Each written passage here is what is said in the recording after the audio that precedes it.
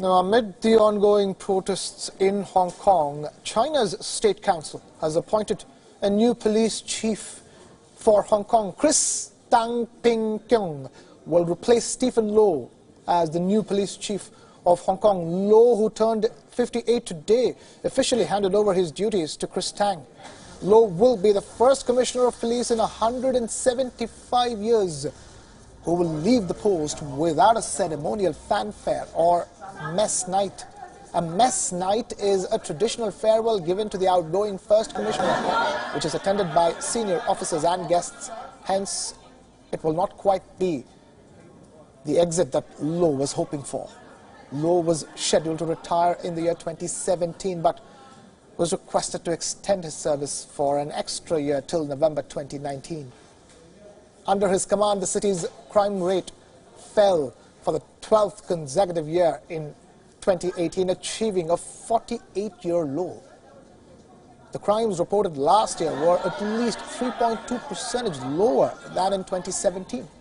But the faith in the Hong Kong police has plummeted in the past year.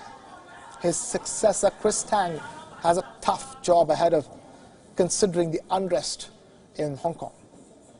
Addressing the media after taking over, Tang said that fake news is undermining the reputation of his police force. There's a lot of fake news which may undermine the credibility of the police force, which is obviously not true.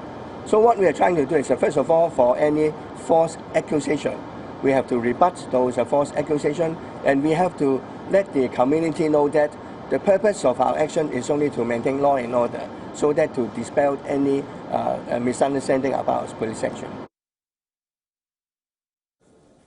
Now, standing right outside the Polytechnic University in Hong Kong is our correspondent Patrick Falk, who joins us live. Patrick, talk to us.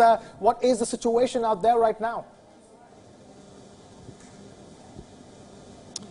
Well, I'm right outside Tsim Sha Tsui East, about 200 metres or so from the entrance of Apollo U, where there are, as far as we understand, still about 100 protesters that are holed up inside. It's pretty quiet outside here right now, not an awful lot going on, but just about an hour ago, maybe a dozen, 2 dozen distraught parents were gathered outside here pleading for the safe return of their kids. There was also a priest together with them that was saying that it's not that they don't think that the people inside should necessarily not be charged, but they think that they should be ruled by the courts rather than judged by the police or the chief executive. And we heard that apparently one of the protesters inside that say that they were just worried about coming out because they were worried about getting beaten up by the police. The optics certainly aren't good for either side.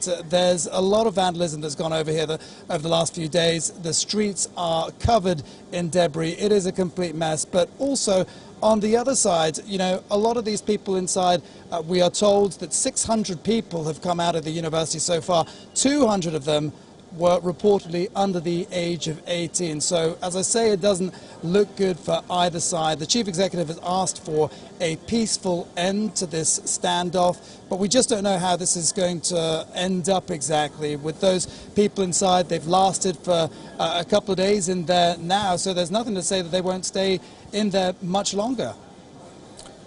Patrick Falk, our correspondent, joining us with that live update straight from outside the Hong Kong Polytechnic University, which is under a siege. And we will be keeping our eyes on that situation with Patrick Falk standing by. Thank you so much, Patrick, for joining us now with that live update.